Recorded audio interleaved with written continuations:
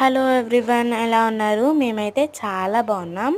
ఇవైతే శ్రీశైలం వెళ్ళినప్పుడు జింకల్ని తీసిన పిక్స్. ఎప్పుడో కాదు వెళ్ళింది, మొన్న మధ్య వెళ్ళేసి వచ్చాము సండే అయితే. ఇంకా శ్రీశైలం గురించి చెప్పాలంటే శ్రీశైలం శక్తిపీఠాల్లో ఒకటి, అష్టాదశ జ్యోతిర్లింగాల్లో కూడా ఒకటి.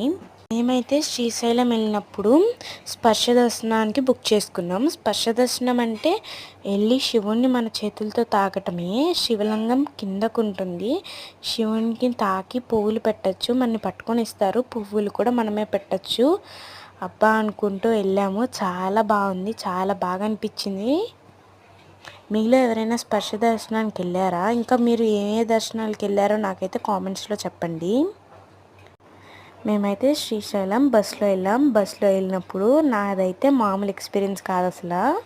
విండో వైపు తిరిగి పడుకుంటేనేమో నిద్ర రావట్లేదు. సరే అని ఇటు సైడ్ తిరిగి పడుకుందాం విండో వైపు కాకుండా అంటే ఏదో నక్కలు ఏడుస్తున్నట్టు అనిపించింది. ఇంకా మార్నింగ్ 7కి పడుకున్నాను కొండెక్కేటప్పుడు.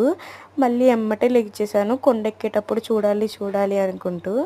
అస్సలంతా ఇంత ఎక్స్పీరియన్స్ అయితే కాదు శ్రీశైలం వెళ్ళినప్పుడు. అది ఒక మెమరీ అనమాట.